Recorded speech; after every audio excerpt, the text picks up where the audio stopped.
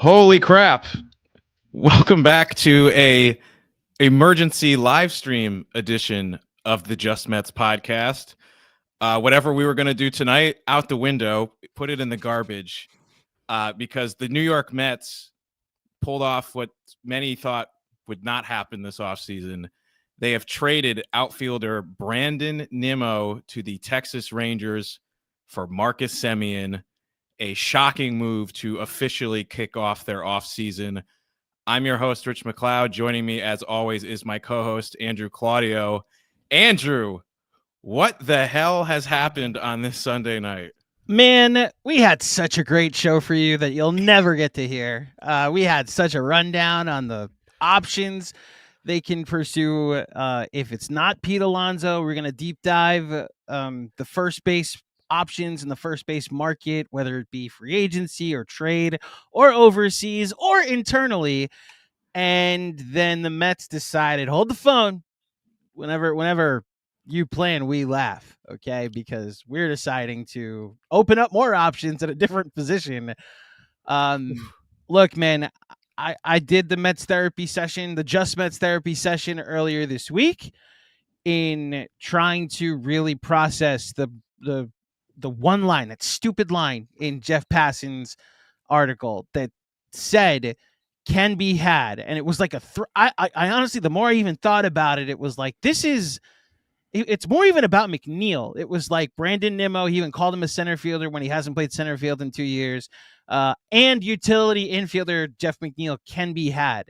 And those three words, I think, lit the fan base on fire. Just like, oh, wow, they're going to trade Brandon Nimmo. And I tried to put into context. We don't know that they're going to trade Brandon Nimmo. He's gone for 20 seconds. I already forgot I pronounced his name. We don't know that they're going to trade him or that they are able to trade him because of his no trade clause. And then Andy Martino later in the week said, like, they haven't even approached him to see if he'd be willing to waive his no trade clause. This is very early stages. And I tried to put that into context. And then shout out to one of my most annoying friends that was like he runs with like the inkling of a headline and jumps to conclusions immediately. Mm-hmm. And he just reminded me, and I come from the basketball world, so you'll know this too. Luka Doncic got traded last year. Any trade is possible, including a guy with a no trade clause with 5 years and $100 million still left on his deal getting traded to another state. I'm floored. I was genuinely stunned that can be had. A week later, less than a week later, turned into the Mets trading someone that's been in their organization since 2011. It is shocking. Not that the Mets wanted to trade Nimmo, as you said. I think it's clear that they did want to move him, not just from what Jeff Passan reported earlier last week, but just like educated guessing of like, man, they would have so much more flexibility with what they could do this offseason if it weren't for Brandon Nimmo taking up one of those spots. Like, no disrespect to him. And you and I had talked about it through text. I've texted a few friends who cover the Mets who had all basically said the same thing. Like, yeah, it'd be great. Like, not happening. Talked to Pat Ragazzo in the Patreon pod just 3-4 days ago. We talked about this. Agreed. Like, yeah, it would be really cool to open up so many things. It's not going to happen. And here we are, Sunday afternoon. You'll notice my background is different. I'm back at home for a long Thanksgiving trip. I'm at my uncle's house. We're watching Red Zone. I've had a couple cocktails, and I look down at my phone, and you're texting me in all caps. Everything's in all caps, and you're not telling me what's happening. You're just saying, like, dude, what the hell? Yeah. And I'm like scrambling to figure out, what did they sign Alonso? Did Diaz leave? What's going on? And then I see Nimmo. Yeah. And it was the last thing that I expected to see on my phone. Yeah. I want to give a shout out to Colin Helwig of the Brooklyn podcast. For those who don't know, because you came here as a Mets fan, you don't know where I do otherwise. I also host the pregame pod for Knicks Film School, and the Knicks play the Brooklyn Nets tomorrow night, and I like to go get an expert opinion on the other team by a content creator from the other team, and I was in the middle of a pod that you can watch tomorrow, and you will see in the middle of it, my eyes just light up like, oh my God, they did it. Heyman gets the credit. I don't know if he was the first person, but he's the first person I saw that reported that Brandon Nimmo is getting traded. And yeah, I to your point about like when I texted you, and the only thing I texted you in all caps was scrap the rundown. It wasn't anything else. And you were like, wait, what happened? And I just went Nimmo in all caps. And to your point, of the things I thought we would get first, Brandon Nimmo being traded was not one of them. And I don't know where you want to go first with this, Rich, whether it's like a tribute to Nimmo or a reaction to what he meant as a Met or the mechanics of the trade. Like, where do you want to go first? Let's save the Nimmo memoriam because I want to. These feelings are still a little bit fresh. It's been about an hour or so, I think, since the news first dropped. So I kind of want to tap into that while we still kind of have that adrenaline going. One thing I want to go into first is just the reaction to the trade and how I think people should be thinking of this and reacting to it. And again, I'm not a like tell people how to fan things. People don't like this. I understand Nimmo is a fan favorite. He's been here for a really long time. We're going to cover, just how long he's been here. He was the longest tenured Met. It is now Jeff McNeil, who, spoiler alert, probably not going to be the longest tenured Met much longer. We'll save that for another pod unless something else crazy happens in the next hour or so. But the way I'm looking at this trade is, yes, like they're getting an okay right-handed bat. Semien was quite bad offensively this past season. He had a WRC plus of 89. For those who aren't familiar with weighted runs created stat, 100 is league average, so 89 below league average. Still very good glove at second base, so they are getting a good glove for that glorified run prevention. And they're saving some money. It's really is a bad contract for a bad contract kind of swap. The big difference here is that Semien has 3 years left on his deal. Brandon Nimmo has 5. And the way that I'm looking at this deal is that if you're looking at it in the vacuum of the Mets got rid of Brandon Nimmo for Marcus Semien, which is the trade in itself, yeah, I could see why people are like, well, that's not a very good deal. Like they're getting rid of a guy that we like, who can hit, not a great glove, and they're getting back a guy who really can't hit anymore, is 35 years old, is making a lot of money. Yes, he's good with the glove. So I understand that inkling and knee-jerk reaction from people. But to me, and we've alluded to this of like why a Nimmo trade would be appealing in the first place, is this trade is about what is to come. It is not about Marcus Semien even. Like to trade a Brandon Nimmo with the restrictions of the years, the money, and the no trade clause, you are probably only going to be able to swap him for another bad contract. And maybe this is the only one they would have been able to do that for.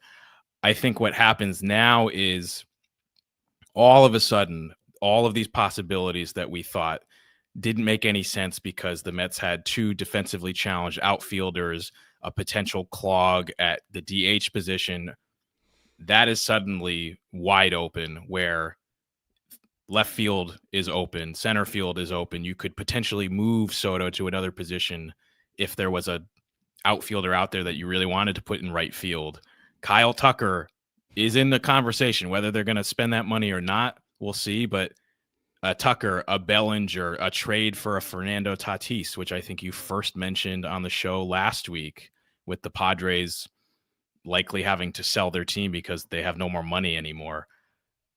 Even a Kyle Schwarber, I still don't think that's the way that they go, but all of a sudden, anything is possible because they have so much more roster flexibility than we ever thought they were going to be able to have this offseason. And that, to me, is why this is exciting. It's exciting because of the promise of that, not because of what they're getting back in return. Yeah, there's a lot of names you mentioned that I still would somewhat rule out. The Schwarber thing, I mean, I'll be honest, it's a very much I'll believe it when I see it type of deal. But to your point, this now opens up an outfield spot. And the interview I hated about from Martino, where he didn't ask the follow-up question, have you asked Soto about DH yet? Like, Yep. the thing he did ask that I guess now I can give him credit for is, like, have you asked him about first base? And what David Stern says is, we've only asked Juan Soto about right field. We only want him focusing on right field. So I do wonder what that means about the Kyle Tucker sweepstakes. To your point, and this is where I'm going to lean on the Luka got traded, anything could happen. The conversation and the scuttlebutt about Byron Buxton. He is a guy I've been staring at for 3 years, and I would love for the Mets to go get to play center field. Like Carson Bench, their number one prospects. Now you have 2 spots in center field and left field to potentially open up for him. Jet Williams, Right. he's really more of an infielder, but has been working on the infield. You now have has also worked in the outfield. You now have another outfield spots to potentially put him in, and we'll see what they can do with Jeff McNeil. If that's, I mean, I don't think they're going to now pivot to make him a left fielder. But like, you now have options if you want to get creative with your outfield. That's more than just like you're stuck with a left fielder, you're stuck with a right fielder. It's the center field spot is Tyrone Taylor's until it's Carson Bench's, and now you have a left field spot. So options are now available. What I now want to introduce to the conversation is, as much as I like that they're able to improve their defense and that they can be flexible, they got worse offensively today.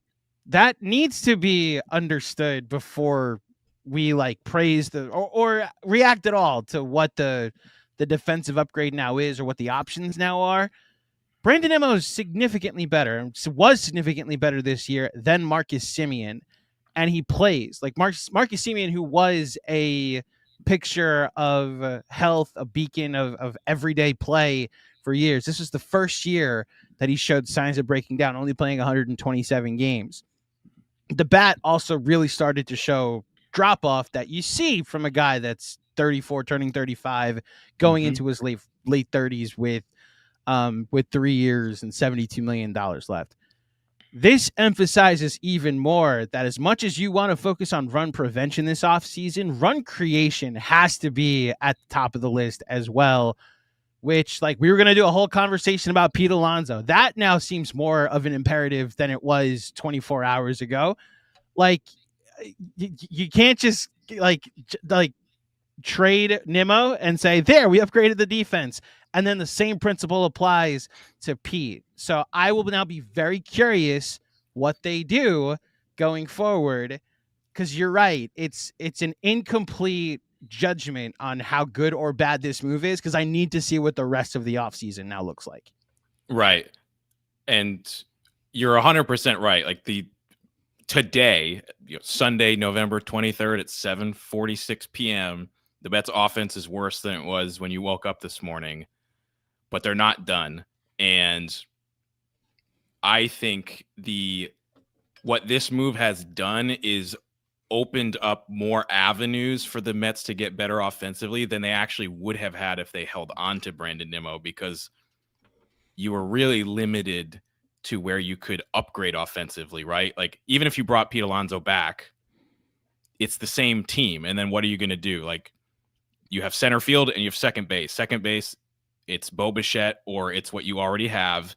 And center field, it's Byron Buxton or, again, what you already have, or Band-Aid solutions, right? Now they have taken a hit offensively in the interim, but they now have options where they can bring in bigger bats than they would have been able to before, and upgrade, not just potentially stay flat offensively if they just brought back an Alonso. I think you can bring back an Alonso and still bring in a bigger bat that never would have fit here, and allow Carson Bench to play if he earns that spot in center field. I think you can do all of those things now. That was not originally available to this team. Now they have to go do it. But to me, this is very exciting because, look, I loved Brandon Nimmo. He was a wonderful Met. He was here for a really long time. I loved that they signed him to an extension in 2022. He did a lot of good things for this team, had a lot of good moments, was a good soldier. But I think when you have a year that went the way that it did, we all said it, you can't just keep this core. You have to shake something up in a major way. And a major way is not Jeff McNeil, Mark Vientos. It's something bigger than that. It is changing the core of this team. And that wasn't going to be Lindor. That wasn't going to be Soto. Who does that leave? It leaves a guy like Brandon Nimmo and maybe a Pete Alonso. And I think that the fact that David Stearns and to some extent Steve Cohen looked at this team and were not afraid to kick off their offseason with doing something this big. Like, this is not a small thing for them to do. That gives me some hope, and it shows a lot of stones to me. And, you know, a lot of people think David Stearns is quite conservative. And to be fair, he's given people reasons to think that the last couple of years. I'd say this is not a particularly conservative move. Much more to do, but, you know, it's a good, inspiring start for me, even if it is sad to see a long-term Met leave. What did you make of the Brendan Donovan stuff that came out earlier this week, that the Mets have interest in Brendan Donovan, the second baseman for the Cardinals, who don't know who that is? Very good defensive second baseman, I should say. I didn't think too much about it, to be frank. You know, I think second base was going to be a position they were going to look to marginally upgrade if they were able to, assuming they weren't going to go after a third baseman and move Beatty to second. But as we've discussed, really not a lot of third basemen out there. It's kind of like Bregman and Suarez and nothing else. Depends how you view Murakami. Yeah, I don't view him as a third baseman, and okay. I don't think he should be either, but his position in Japan was third base, you know. It was. A lot of people think he's probably going to wind up being a first baseman in the big leagues. I also am just like terrified of his bat with the strikeouts, especially with pitches over 93 miles an hour. You don't like a guy that has a 30% strikeout rate, Rich, and in a league that doesn't have many pitchers that throw 95 or faster? And struck out 40% of the time against pitches over 93 miles. I'm like, I watched JD Davis not be able to hit fastballs down the middle. I don't need my big free agent signing to also be that. Yeah, look, we end up scrapping the rundown, right? Yeah. I will just say this about the research I ended up doing on the two bats, the two players from Japan, from the NPB. I will just say this.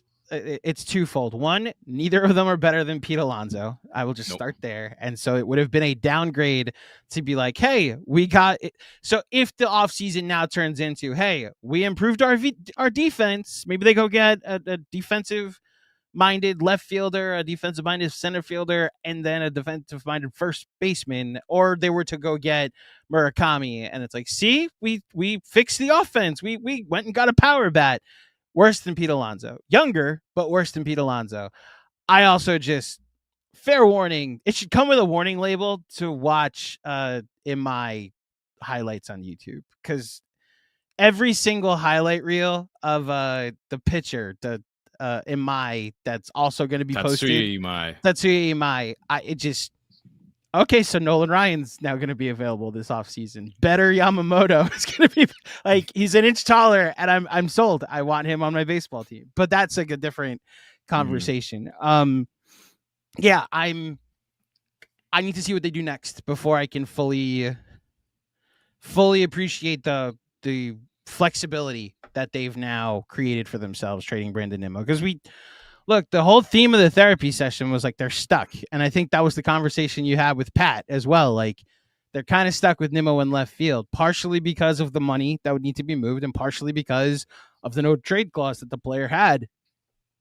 And they're not stuck anymore. Now, let's see what you do with the new flexibility.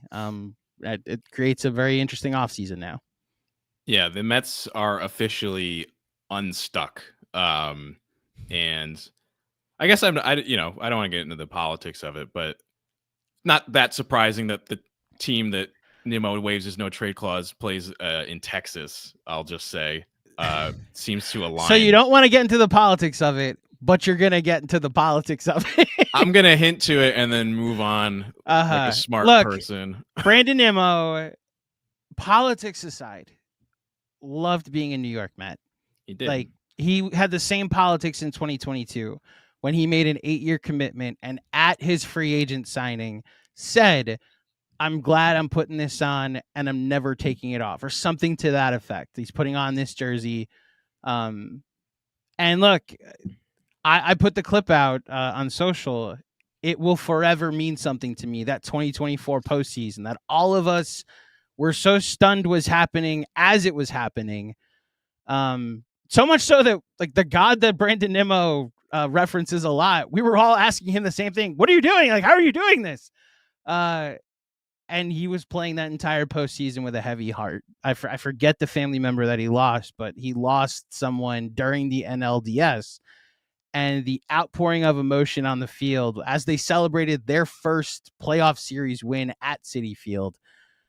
Man alive, I couldn't help but feel that same connection. Like, I was already in tears as the celebration was happening. And then there's the greater connection of me not being near my family through this time. It was worth it because we triumphed and we got to do it in front of Mets fans.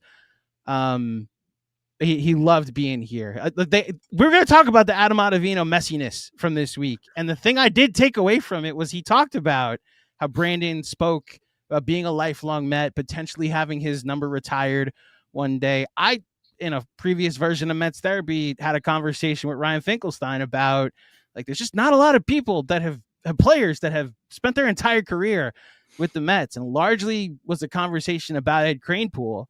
But like Brandon Nimmo, the majority of his career was with the Mets and was on track to spend the entirety of his career with the Mets.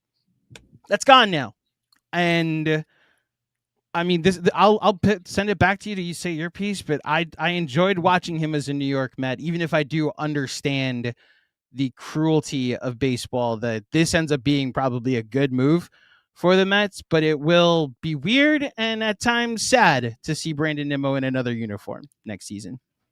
It's going to be weird. You know,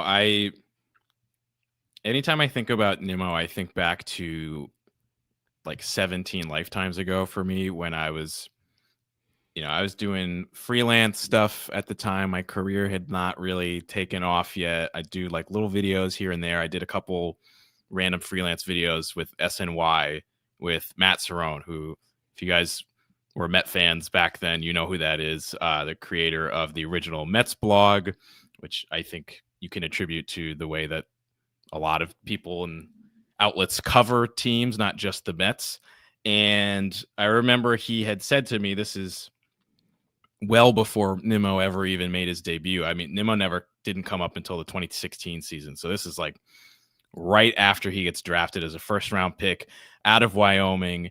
They don't even have high school baseball in Wyoming. He was a bit of a unicorn when they drafted him. And I remember Matt told me at Citi Field when we were doing one of these freelance videos, he's like, I hope one day that, my daughter's favorite player is Brandon Nimmo. Like, I just want one of these first-round picks to turn into one of those guys that you think, because a lot of times that doesn't happen, right? For every David Wright and Brandon Nimmo, there's a Dom Smith, a Gavin Cecchini, the list goes on. Clearly, I don't remember any, which is not a great sign. But you just named a lot of Mets. Like that is a long list, and the one that stuck around and became something was number 9. Yeah, and that was a small side comment that Matt said to me 15 years ago. And for some reason, it just always stuck with me of like, man, like he actually was one of those guys. He wasn't a superstar, but he was a very good homegrown player that spent his entire, original team control here. He got a second contract. He was a part of really bad teams and then was a part of playoff teams that had chances to compete for a World Series in 2022 and 2024. That's really cool. And, we're not the Yankees, and it's not assumed that that's always going to happen. and there's a feeling of specialness when it does, because that kind of thing is pretty rare.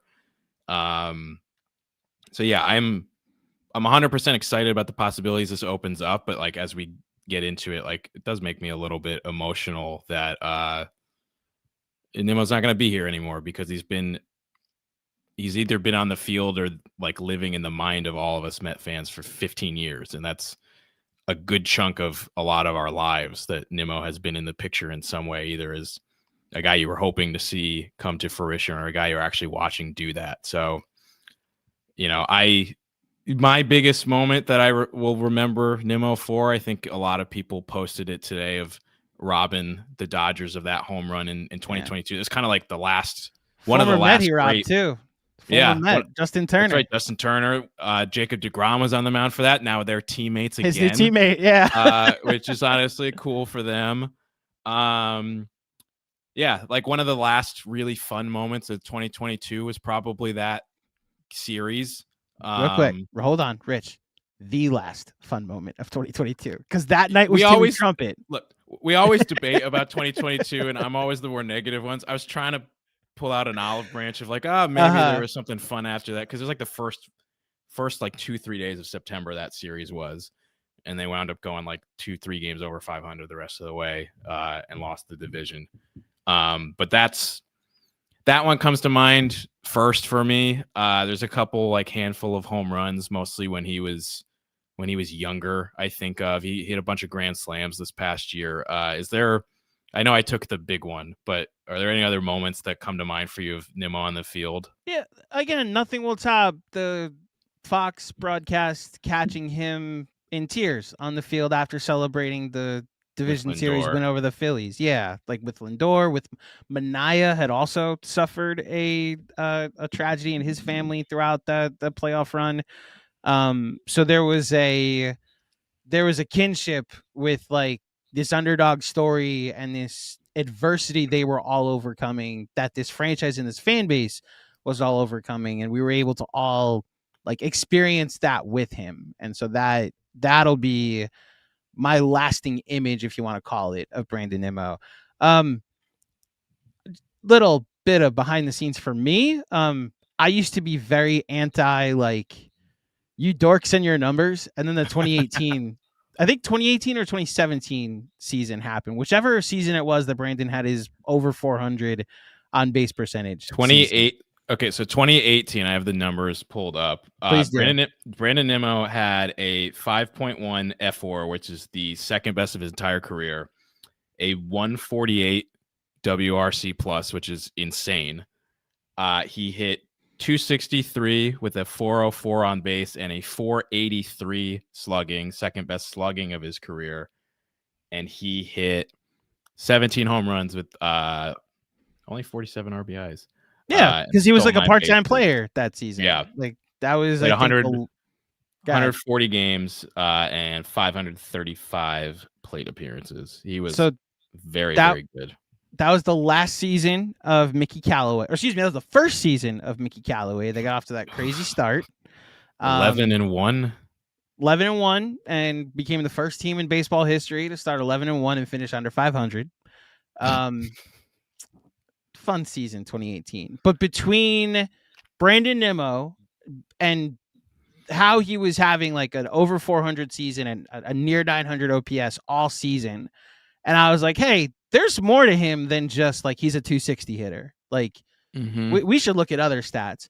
And you add in DeGrom like winning the Cy Young with 10 wins, and I was like, you got to stop looking at wins as a stat.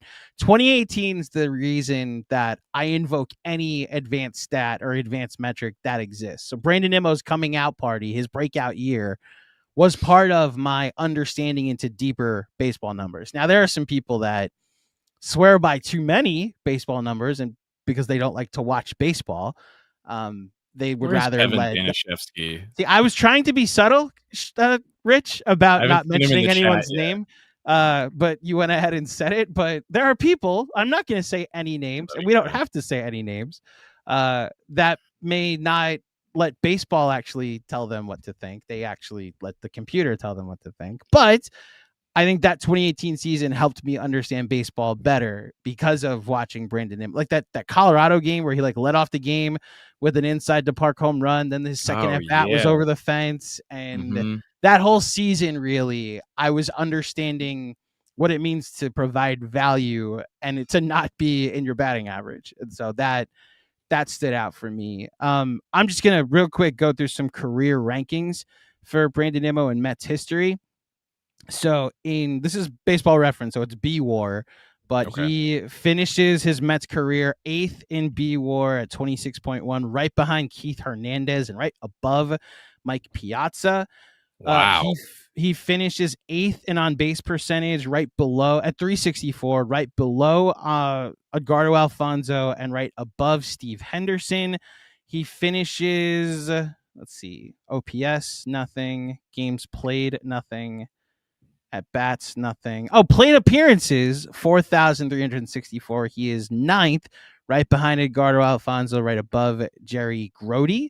Mhm. 6th in runs scored all time in Mets history. Again, right below this. See, I think this actually is a good microcosm of where he belongs in the Mets as far as context of their history. Runs scored 593, right behind Edgardo Alfonso, right above Mookie Wilson. Him and Fonzie, I think, share a kinship that, like, now Alfonso played a more premium position where if you were good offensively, you made all-star teams, and he made one in 2000. But Mhm. like Alfonso also was a second baseman, a third baseman, played multiple positions, will be a beloved Met forever. Brandon Nimmo played center field, played third base, played left field. Like will be a beloved Met forever while not being the superstar of the team, you know. Mhm. Um, Looking at home runs, Brandon Nimmo finishes his Mets career 9th behind Francisco Lindor and ahead of Michael Conforto. Oh, wow. Um, You know what's crazy about the home runs with Nimmo, by the way, is that first 7 years of his career, he never cracked 20, and then each of the last 3 seasons, he's hit at minimum 23. He's which hit 20 24, unfortunately, 23, and 25. yeah, unfortunately, it kind of coincided with his on base percentage like disappearing. Like he's like now at 330, 325 on Yeah, base percentage. 2023 was the only year he really hit for power and still got on base. He hit 24 home runs. That was his first season surpassing 20. He drove in 68, and he still had a 363 on base.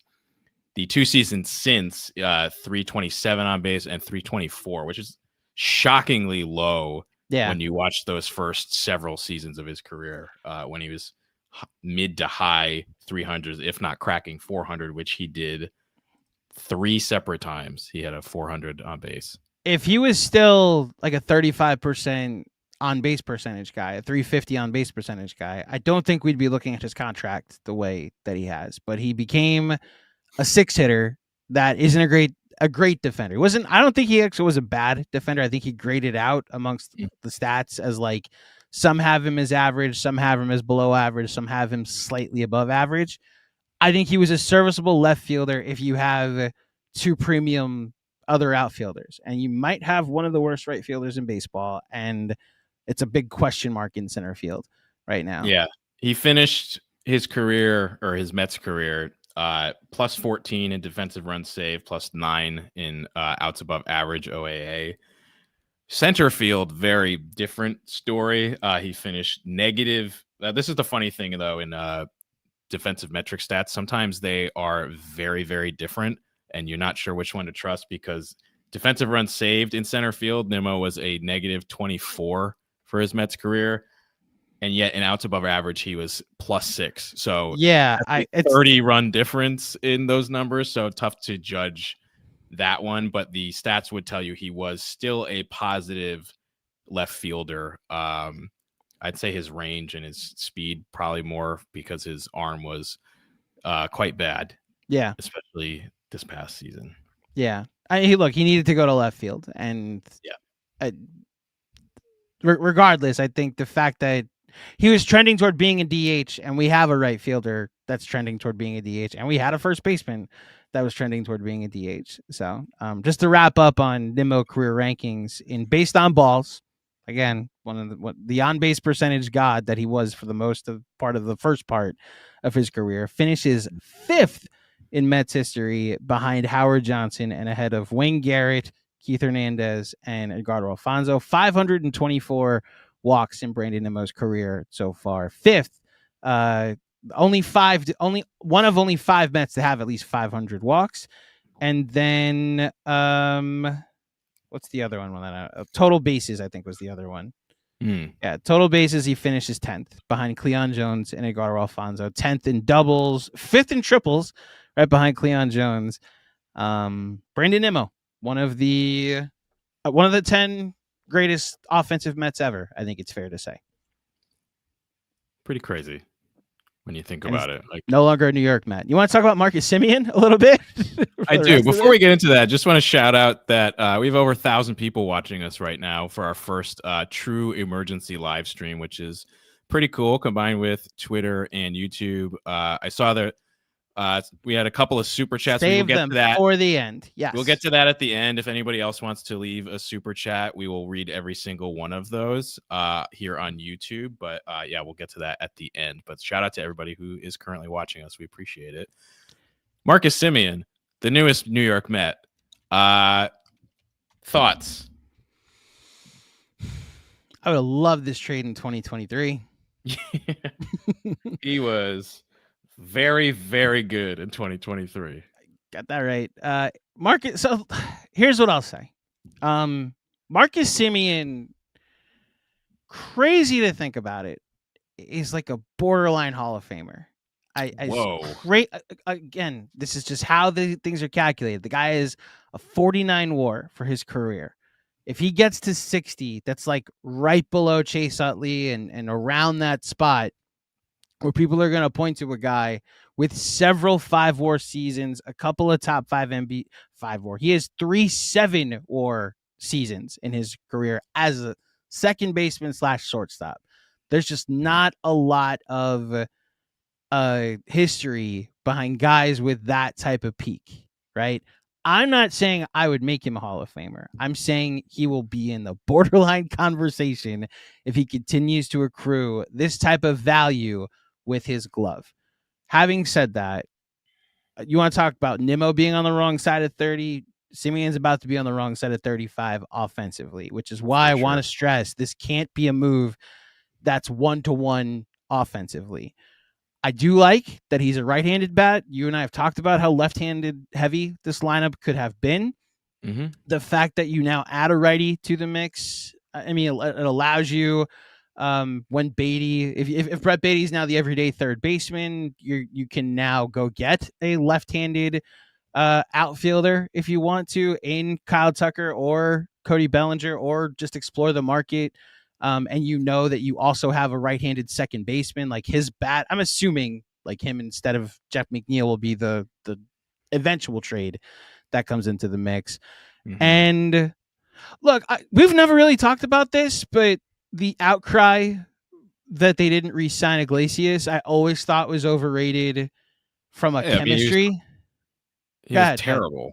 Well, so everybody kept saying like the chemistry. He was a leader in the clubhouse. Why isn't JD Martinez back? And it's like, what they didn't miss that song last year. They missed the fact that he was second in WAR on the team and hit 337. Like Iglesias was awesome. He finished his Mets career on a 22-game hitting streak.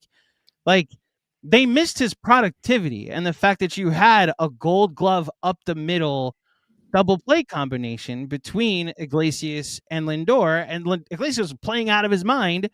And it's why the Padres last year were like a really good defensive team and a really good pitching team, and eventually lost because they don't hit home runs. And it's probably because they spent $5 million on a backup utility infielder that made a song that everybody liked.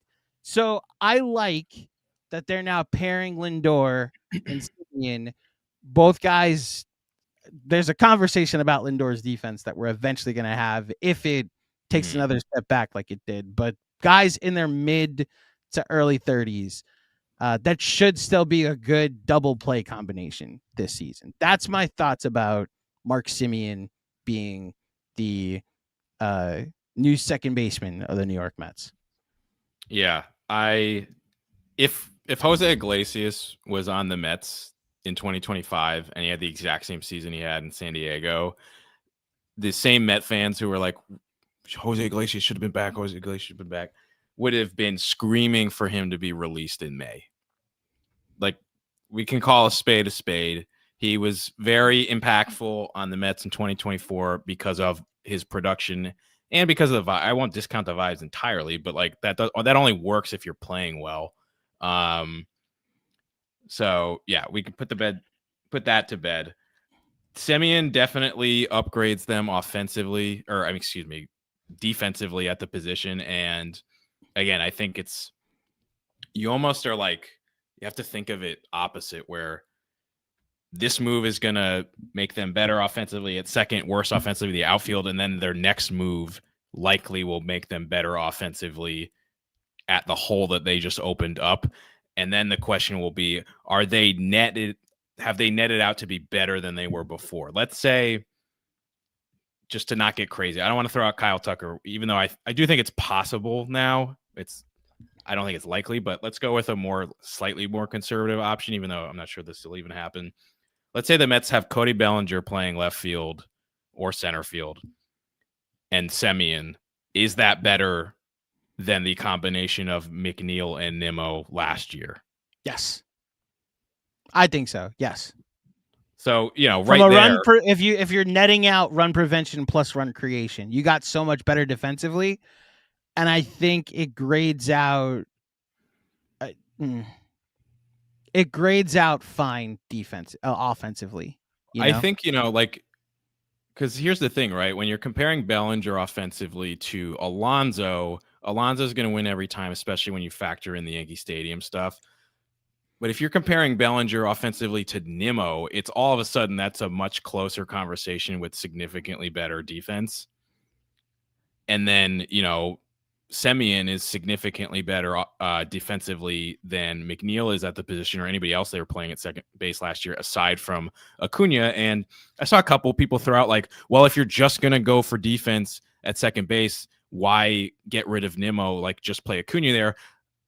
For as bad as Semien was offensively last year, he was not 500 OPS bad that Luis Angel Acuna is. Like, the guy's really fast. He's a great glove. He's a great stolen base guy. If you're making the playoffs and you need that like Terrence Gore, Dave Roberts kind of guy, you can't play him every day at all. Like, he just cannot hit at all at this level right now. And for a team in a position that they're in, you cannot rely on that. Marcus Semien, for his warts, and he was an offensive average player in 2024 and a below average offensive player this past season, is still significantly better than Acuna has ever been, even at his worst. And I think that's an upgrade there. And whatever you get from him offensively, I think is probably going to be gravy. You'd like him to be a little bit better than he was this past season for sure. But at minimum,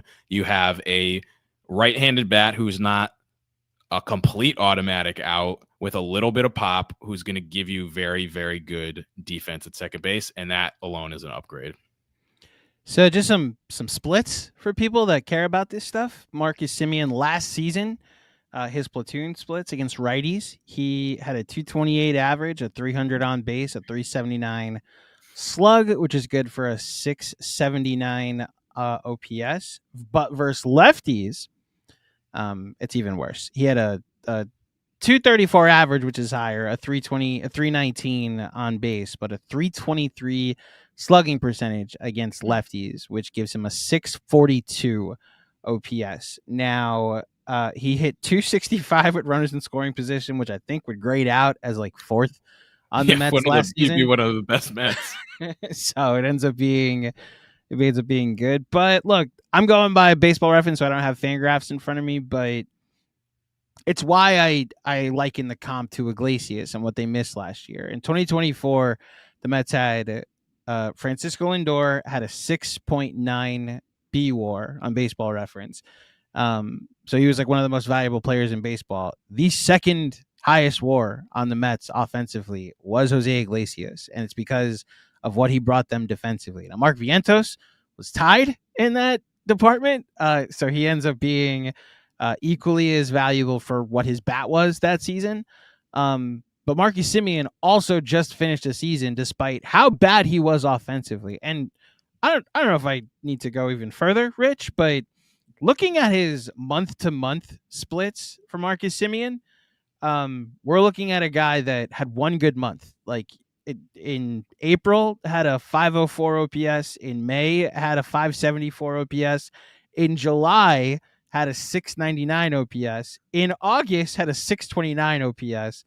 The 1 month that's the outlier is June, where he had a 932 OPS, which is how he was able to finish with the numbers that he finished with last season, which, like you said, was a pretty rancid offensive year.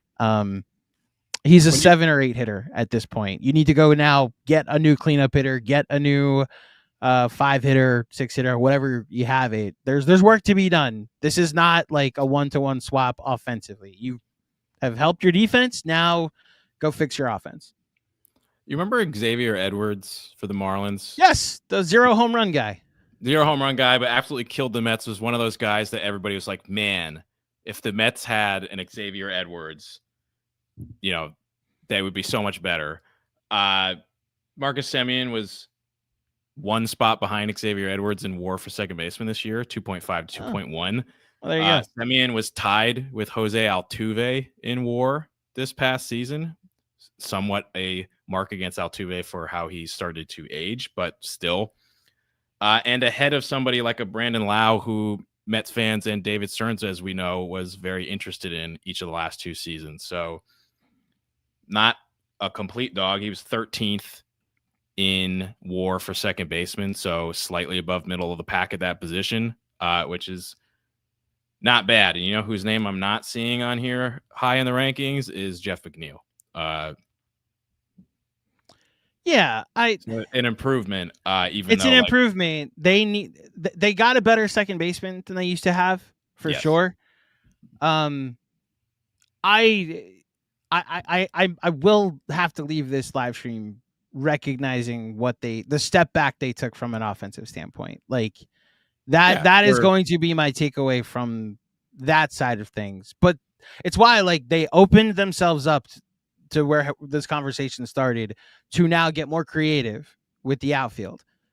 I don't know. I think you just hit on it. I don't know that Mark Semien is an everyday second baseman anymore. I think he's an everyday defensive second baseman. If you've got a loaded lineup, yeah, you can play him and Beatty and bat them 7th and 8th and be fine. Mm-hmm. If he's hitting cleanup or second on opening day, something went wrong this offseason, which is why that's an overreaction. But you did just replace your cleanup hitter with a guy that's going to hit 7th. And the third hitter is not a guarantee to come back. So now I think Barron said this on Twitter, it's an incomplete from me. I like that they got better defensively. I now need to see what they do offensively, because run prevention can be the marching orders for this offseason. I'm going to be annoyed if I'm sitting here and we're watching the Padres next season. Yeah, I mean, let's... Caveat, unless that means we're getting Fernando Tatis. Then I'll be very happy to watch the Padres next season. Well, okay. I think let's get into that as the kind of capper on this trade is what do you want them to do now, right? That second base is solidified, so we're really looking at left field, center field, or DH. I think there's some flexibility in those 3 positions now where we didn't have that before. What is the one move that you would make now to make up for the offense that you have lost with Nimmo, but make them a better team overall at one of those positions? Cody Bellinger. It's the move I've been staring at, because he can play first base too. So Pete can DH sometimes. Mm-hmm. Obviously, I'm operating under the wish, desire. We can end on the confidence meter if we'd like to. I would like Pete Alonso and Edwin Diaz to remain New York Mets. And if you're telling me the outcome of this offseason is you upgraded Nimmo to Cody Bellinger, which I think, I don't know how you feel about their bat. You hinted at it, that it's kind of a wash offensively, especially when you factor in Yankee Stadium. defensively, Cody Bellinger is just so much better than Brandon Nimmo. And if you can put him in left or center or first base at times, the flexibility just makes it better. And then if you're bringing back Pete and you're bringing back Diaz, and then you spend the rest of your offseason like upgrading Jeff McNeil's spot to something else, upgrading Kodai Senga's spot, like going and getting pitching, rebuilding your bullpen, but you've now also prevented runs better. I'll sign up. I'll sign up for that. Yeah. So yeah, Cody Bellinger's the guy. Yeah, I mean, we do have a comment up on the screen right now about Tatis. That is one of those wild card moves. That's an option. Yeah, go get Fernando Tatis Jr. If that's on the table, that is really interesting. I know Tatis has had injury issues the last several years, usually with that, I think it's his elbow he's often had issues with. I think that was even part of the reason why they wound up moving him to the outfield, also because the Padres are made out of 12 shortstops playing different positions. But yeah, man, if he is available because of the Padres restrictions financially and the need to move on from some guys, and the fact that he's going to have the best value of anybody on that team at this point, I mean, I think he goes up towards the top of the list. Obviously, the conversation then turns to like, do you want to spend the assets on Tatis or a starting pitcher? What's the bigger area of need? And are there more options free agency wise to get a bat than a pitcher? I think that's a worthwhile conversation to have. You know, if you're like, well, Skubal's available and Tatis is available, like, who am I spending the prospects on? You probably got to go with Skubal. We don't know if he's available. We don't know if Tatis is available either. So it's a big giant what if right now. It is an interesting conversation. If Tatis is not available, and we're really focusing on the free agents here, I think Bellinger makes a lot of sense. But again, you got to sign Bellinger and Alonso, which I know is maybe rich for David Stearns' blood. But again, it feels like he's approaching this offseason differently than he has the last two. I think rightfully so. You know, I talked with Pat the other day, and, you know, he had proposed they sign both, but he felt like it probably wasn't realistic. But, you know, with this Nimmo move, I think you kind of have to throw out the unrealistic stuff out the window and say, like, everything's realistic now. Yeah, ask him now. Like, there's a world where they could sign Kyle Tucker. I don't think they will, but they could. It's in play. That's the point of this trade. Everything is in play. Yeah. And yeah, like, and I'm more reacting, I guess, to the excitement of the promise of everything. To your point, if they come away and they're like, hey, Benj is the left fielder and Tyrone Taylor's the center fielder, then it's like, what the fuck did you do? What did we do? Yeah. If I'm putting out a trade, that's going to happen. Yeah. Yeah. If I'm putting out a trade that I'd be potentially like, that I don't think will happen, but now that this happened, I'm intrigued if it could happen, is I'll just go back to the Buxton well. Like, if Byron Buxton is available, that's another one. Like, trade for him, sign Bellinger. And I got to be honest, if you do that, I'll live with whoever you go get to play first base. Like, I will then understand you put together 2 Gold Glove caliber outfielders next to Soto. And then, you know, Ryan O'Hearn at first base, or Yandy Diaz in Tampa, if you want to go that direction. So, like, I'll understand if that's the direction you go. If you're like just looking for strong defense, Pete, someone wants to give him 6 years, you know, I don't think anybody will. And look, let's do the confidence meter before we wrap up. We don't have graphics created, but did not update it. After doing the research for this episode, my confidence meter for Pete Alonso is now 51%. Whoa. Okay. So hang on. Let's, for context, your percentage last week when we did this was at 25%. You have doubled that in a week. Is that just because the options are really bad, so you think that they have to, or were there reports or inklings from this last week that also added to that for you? The reports are ass. Like, they all make it seem as if he's leaving. Pat's conversation with you made me think he's already gone. Pessimistic for sure. I think David Stearns is going to look at this offseason and look at the market and see, so the backup options are Rhys Hoskins and like Luis Arias and Paul Goldschmidt in free agency, unless you're going to outbid the Yankees for Cody Bellinger. As much as I just said, like, that's the guy. And now, like, the Mets could actually get in the Kyle Tucker and Cody Bellinger sweepstakes for real if they wanted to. Absolutely. I don't think Hal Steinbrenner or Brian Cashman will allow themselves to be outbid by the Mets in back-to-back off seasons for an outfielder of their own. Like, I just don't think they want that headache. They also like Cody Bellinger. He plays perfectly for that ballpark. I think he'll be a Yankee. Having said that, you then go to the two Japanese options with Munetaka Murakami and Kazuma Okamoto.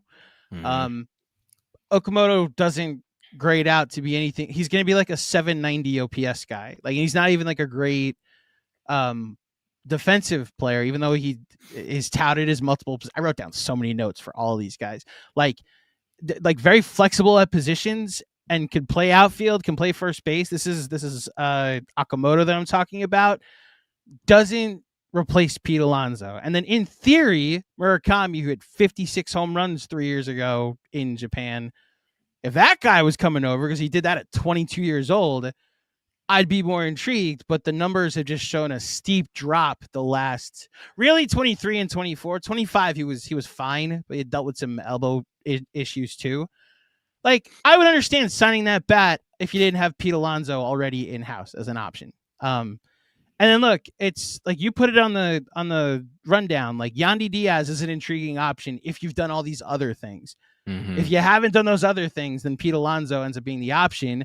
And then internally, it's Mark Vientos, who was at a charity drive this week and is like, yeah, I've just picked up a first base glove for the first time in my life. Like, yeah, you're a DH. Like, we watched you play first base, and it was just as bad as it was playing third base. You're a DH. Yeah. I'm willing to give you another shot in the organization.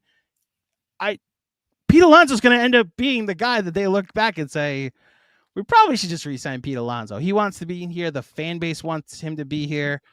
Yes, it just makes the most sense. That fifth year is going to suck, I will say, if they have to give him a fifth year. The reason Steve Cohen's your owner is to make the fifth year tolerable, because it doesn't handicap you like it would if this was the Wilpon. And look, here's the thing. Like, yes, 100% with the Steve Cohen thing. And honestly, when you're talking about like franchise legends, I don't want to say like icon. I feel like icon is, I don't know if that's higher or lower than legend. That's a semantics argument. But when we're talking about like guys who play their entire careers as Mets, I don't really care if there's like 1 year tacked on where it's like they're not like. Do you look back at the David Wright contract and regret any of it? I don't think it. I think the Mets were probably going to be bad anyways, and I'm grateful for the fact that I never had to see him sign with another team. I never had to see him wear another uniform, and as sadly as it ended, we got those last 2 days. If a Pete has the same thing of like, hey, he just kind of sucks in 5 years, in 2030, 2031, whatever it is. Okay, like my owner just sold a gold toilet for $12 million. Like, who cares? You know? Yeah. On top of that, all jokes aside, he also did just get this whole Flushing casino park. They're going to be printing money over in Queens for the next several years. There's no need to worry about his financial issues if Pete Alonso's last year is $30 million and he's hitting he's hitting sixth and he's now full-time DH. Yeah, who cares? Like, Steve Cohen was worth $12 billion when he bought the Mets, which is an obscene amount of money. He's worth like $21 million now. Right. He's gaining money and, you know, late stage capitalism, baby. But like, he's going to be worth more money over time, not less. So in this context, I'm happy with late stage capitalism. So I'm okay with it when it helps the New York Mets. Exactly. Yes. Yeah. So I don't care if Pete Alonso stinks in the 5th and final season of his Mets career if we get all the ones that lead up to it, and he helps the team potentially compete for a championship. As far as the confidence meter goes, I was a little bit more confident than you were last week. I was at 35%. We are now flip-flopping. I'm definitely going up in the confidence meter. I'm going up from 35 to 45%, but you have now leapfrogged me with Pete Alonso. I'm a little bit more optimistic. Just again, it's like looking at the options and just the John Heyman report from the other day, where the big news from that was that Edwin Diaz preferred option was the Mets, but there was a side nugget in there that I believe said the Mets 1A and 1B priorities this offseason were still Diaz and Alonso. So that boosts my confidence a little bit. My convo with Pat pulls me back from getting any more confident than that, at least at this moment, because even with those reports, he had said he was no more optimistic than he had been about 2 weeks prior, which said something to me. Doesn't mean he's 100% right. Things can change, but yeah, I'm going to be at 45%, but 2 weeks ago I was at 25%. So we're ticking up there. I think I'll the highest I'll go is 51 until a signing happens. I think I'll be very boring with the confidence meter. Yeah. I just keep going back to the options. I just don't see it's now. Bad. Look, I didn't see a Brandon Nimmo for Marcus Semien trade coming either. So maybe, he gets creative and like Matt Olson's a Met for some reason. But I tried looking around and look, if Pete Alonso doesn't sign in the next week, which I don't think he will, we're probably going to do some updated version of what we were supposed to do this week next Monday. So I don't want to give away all the keys to the chest, but in terms of the trade candidates, I looked around in terms of teams who with first baseman they'd be willing to trade, who have had any even 1% buzz about it. And there was 2 guys, and it was Yandy Diaz and Wilson Contreras, who just going to say no. Yeah. No on that one. He owed a lot of money, gets hurt a lot. Remember, he was a catcher. He plays first base now because they have better options at catcher there. And I'm sure the Cardinals would love to get out of that contract. So maybe there's some dude that we're not thinking about at all who's really good. And for some reason, his team wants to get rid of him. But I couldn't find him. He's not existent for me personally, which is why I think they'll just come around to the fact that now the market has to dictate that too, which is why I will understand if Pete gets 160. Mm-hmm. Okay, yeah, that's a move you probably have to be smart about not making. If it comes back down to 4 years, I just take the win, man. That's not a bad contract to me. Even if the first 3 years are good and the last year he's not great. I just watched Starling Marte play enough as a part-time DH that it justified having Steve Cohen as your owner, that you were able to see what was left in Starling Marte's bat. I can't find out what's left in a 4th year of 36-year-old Pete Alonso's bat. Come on. Right. So that's where I think, especially again with Steve Cohen as your owner, you want to talk about flexibility. You don't have to worry about a contract in its 4th or even 5th year handicapping you. And I'm excited to see eventually what happens. The Diaz thing, speaking of the Heyman report, it very much seems like John Heyman was hinting at Edwin Diaz is just testing free agency. He doesn't want to leave the Mets. The Mets don't want to leave him. But what you're seeing is that Edwin Diaz has never gotten to go to free agency. So he's taking a trip through free agency once, and then he'll come back to the Mets and they'll say, okay, yeah, we would like to bring you back. What's the number? So it's like Edwin Diaz's hall pass. Basically, yeah. See what's out there. It's more his recruitment trip. He's I don't know. Where'd you go to college? I went to the no longer existent New England Institute of Art. Still owe all the loans, but they don't exist anymore. So feels like there's a dinner that we should have. Yeah, it's interesting. Discuss what happened. So I went to Liberty. Got a little Biden kickback last year because of the school being there you go, fraudulent. So there's that. Yeah. So I went to Liberty. No further comment. Brandon Nimmo, welcome there anytime. But But like, I went and shopped for schools before I went to school. Like, that's the first real decision someone gets to make in their life, is where they're going to go to college. Unless you're a professional athlete, like a baseball player, that like, I go to baseball out of high school, or if you're international, like Hispanic, like Diaz is, you never got to test free agency. It's why, like, I was liking it to Dwight Howard or even LeBron, where their first recruitment in free agency was such a big deal because they didn't know how to. They came right out of high school to the NBA. They had no idea how to get recruited. They didn't know that eventually you just got to make a decision and it shouldn't be on national television. I think Diaz is exploring free agency. I think one thing you hear from teammates is like, that's their right to go test free agency. Go get wine and dined. Go get, even if you know where you eventually want to come back to where you already are, go through the process. And if you want to be a Met, I think the Mets will make him a Met. So I'm at 70% on Edwin Diaz on the confidence. Wow. Meter. Okay. You went pretty high. This is I'll say the fun part about the fact that this breaking news came in is that I'm not pretending to react to what Andrew's number is. I actually didn't read what it was before. Oh, okay, good.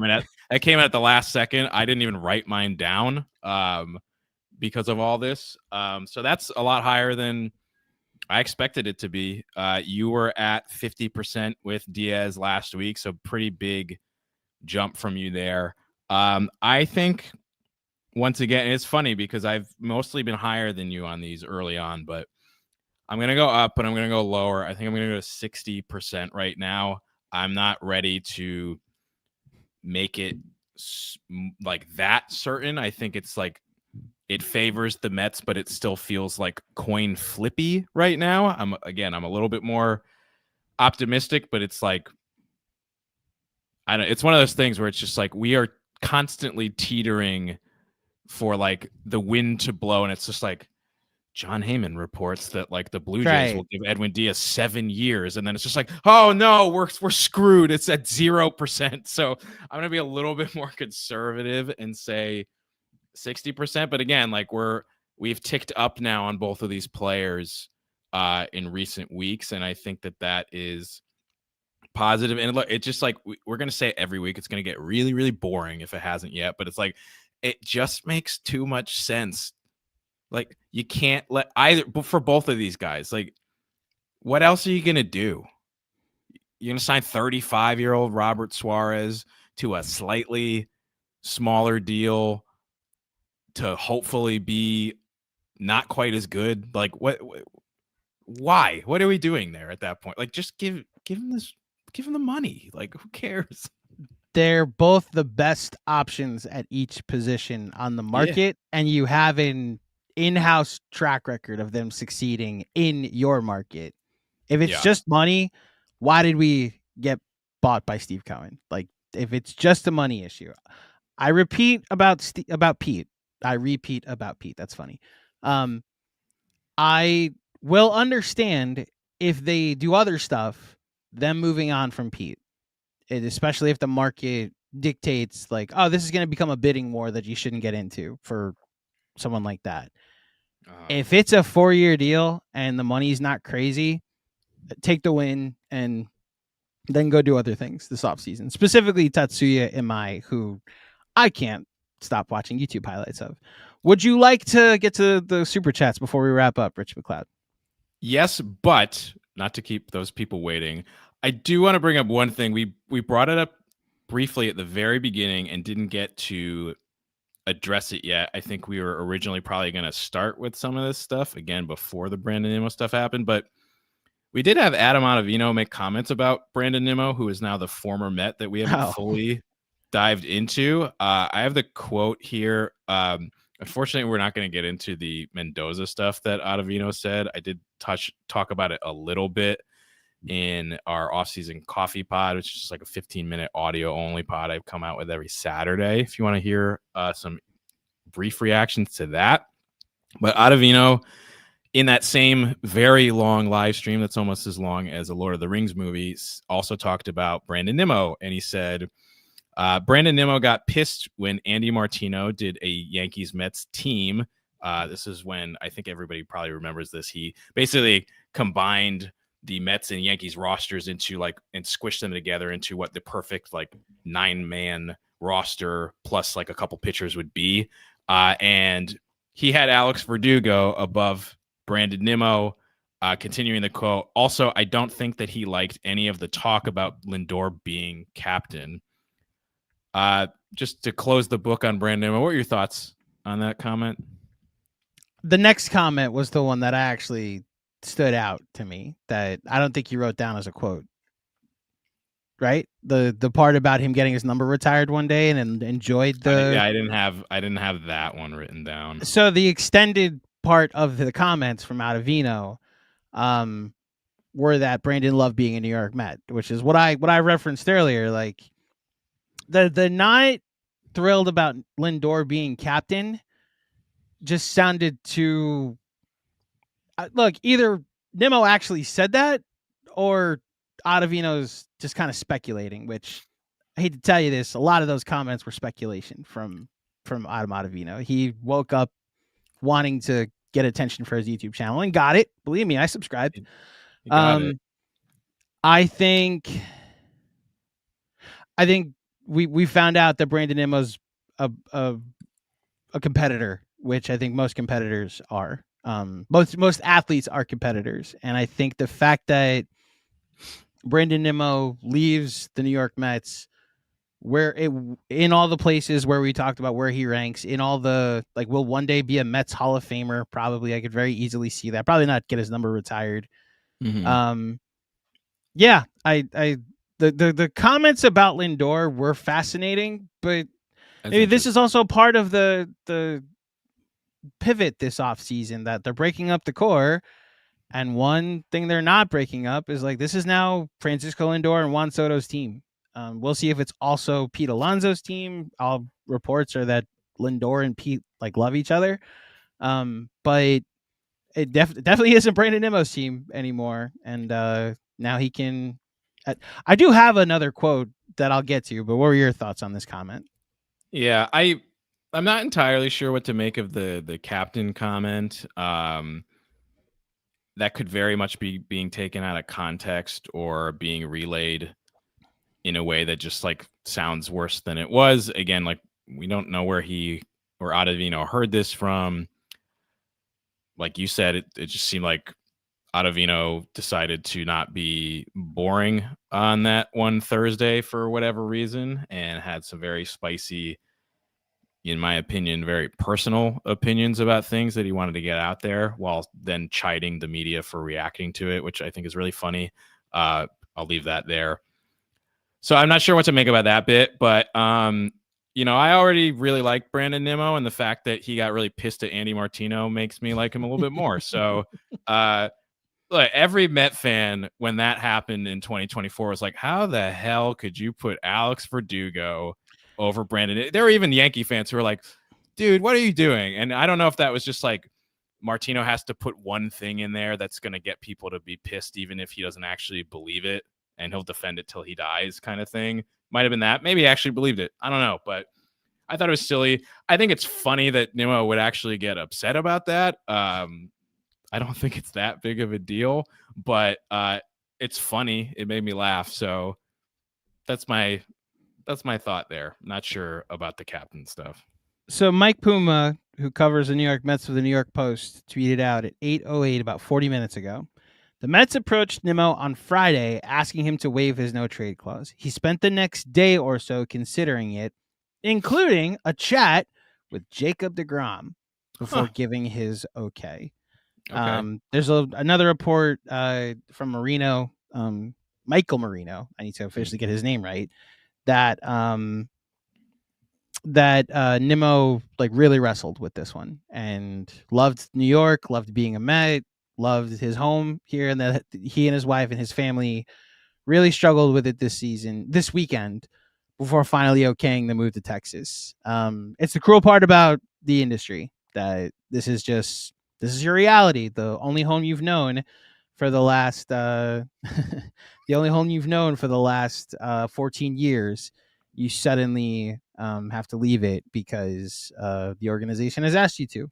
So, best of luck, Brandon Nimmo. I hope you never get a hit against the Mets ever, but I'll be rooting for you in Texas. That's for sure. Similar to DeGrom, I'll be rooting for you when I watch you play for that team.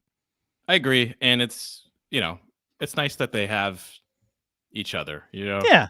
Like not even like being facetious or anything. Like that's a cool thing. Like it's like, hey, we have to get rid of the players that we like sometimes, and it's cool that some of them still get to be friends and get to play together for a little bit. So like that'll be cool. And Texas is genuinely pretty harmless to me in terms of like teams I don't like out there. So I wish Brandon the best of luck. That's a good hitting ballpark for him. Texas, even in the new stadium, is pretty good hitting field. So I wish him the best of luck. There you go. 3 super chats before we get out of here. All right. Robert Cross, I'll start here. First time, long time, GMAC. That's my nickname from Knicks Film School. I am just here for the emergency live stream. On a daily basis, Robert Cross asked me to do an emergency live stream. I finally did one, not for the New York Knicks, because there's nothing to talk about. Congrats to Rich and you on your new venture. The pod is new, but the Just Mets newsletter is not new. Please sign up for the Just Mets newsletter, available on Substack. Link is in the description of this live stream and in the description of your podcast episode if you're listening later. Thank you, Robert, for the contribution. Robert. He also adds, first time, long time GMAC. Who is your favorite Met and why is it Mookie Wilson? My favorite Met is over my left shoulder, which is David Wright. My second favorite Met is Mike Piazza for obvious reasons. He was came to the Mets when I became a Mets fan. And my third favorite Met is Darryl Strawberry, who wore number 18, which caused my dad to wear number 18 for softball, which caused me to wear number 18 all throughout high school, little league, softball, rec league, you name it. So that's my story. If there's ever a little Andrew Claudio, something tells me he would wear number 18. He will wear number 18. Yes. Look, listen, you send me emails all the time. There's a number 18 in my Gmail. That is now true. Know why. That makes sense. Last but not least, unless you wanted to also answer who your favorite Met is. I just want to add on real quick. Yeah, like mine is also David Wright. I just think there's something inherently special about who your first favorite baseball player was, and they will always be your favorite baseball player. Like the Mets could have a homegrown Shohei Ohtani at some point in the next 30, 40 years, and I will love that player, and they'll probably be the second favorite player that I've ever had.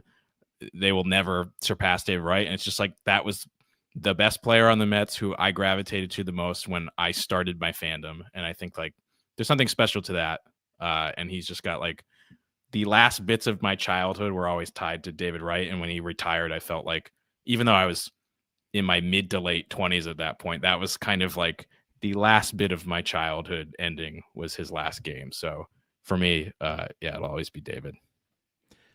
Last one, you read it from Kevin Danishevsky. because I don't want to read anything from Kevin Danishevsky. And B, because Will Salmon put out an article that I want to skim real quick. The headline, again, The Athletic, chill with your headlines because they're very insightful.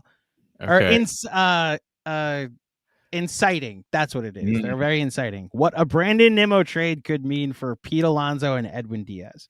Oh boy. All right. Well, while you read that, I will read this. Kevin Danishevsky. What's up, Kevin? We appreciate you tuning in over here. He asks, why would Texas do this? And where does this leave Jeff? I actually think this is an interesting question.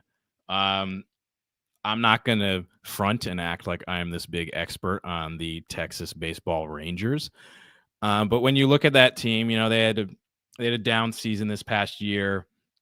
They just got rid of Adolis Garcia, who was previously was a big bat for them in the outfield and then at DH. I do wonder if this is just like the Rangers are trying to upgrade offensively in the outfield where they have not been as strong these last couple of years. Also, look at how bad Jock Peterson was for them last year. That was supposed to be a big left-handed bat for them, and that didn't really pan out. And I think the option to, from their perspective is almost like, okay, yeah, we're adding 2 more years here for the Nimmo contract instead of the Semien contract, but we can get out of Semien's deal at second base, maybe get a little bit younger there. Maybe they go after a Bo Bichette, who knows, or even try to move a Corey Seager to second base as he gets older. I'm not sure what the prospects in the Rangers system are there that could maybe impact some of those decisions. So I could see it making sense. The Mets also did send over just like $5 million, I think. So for the Rangers, not a big difference, but basically a 5-year, $95 million deal that they're paying Nimmo instead of 3 years. And I believe it was 72 for Semien. So I could see it making sense. I think it's a good question, though. I honestly would like to look at the Rangers roster a little bit more, but I just think that outfield they're not getting a lot out of it offensively this past season or so. And I think they're looking for a little juice there. Sebastian Walcott, the Rangers' #1 prospect, according to MLB.com, is expected. His ETA is 2026.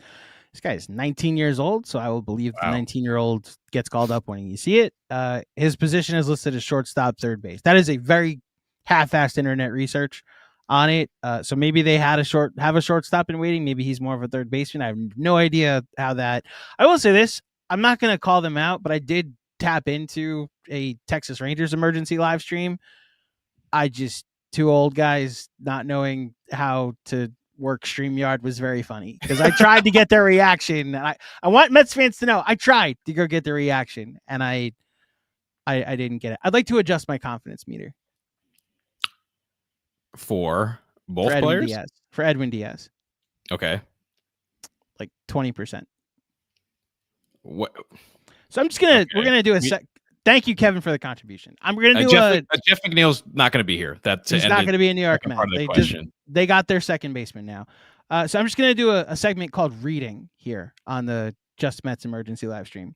Okay. This is Will Salmon into a completely different stream now. This is from Will Salmon at The Athletic. To that point, so the first like 4 paragraphs on how the Nimmo trade could affect the Pete Alonso and Edwin Diaz emphasize sentimentality will not affect the New York Mets in how they operate this offseason. Nimmo was a beloved Met. Nimmo was a lifelong Met.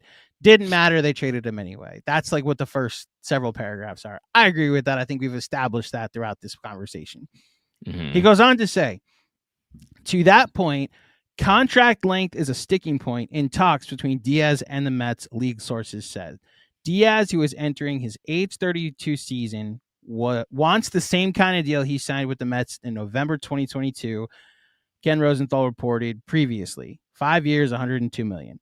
Meanwhile, the Mets are inclined to prefer something shorter, perhaps 3 years.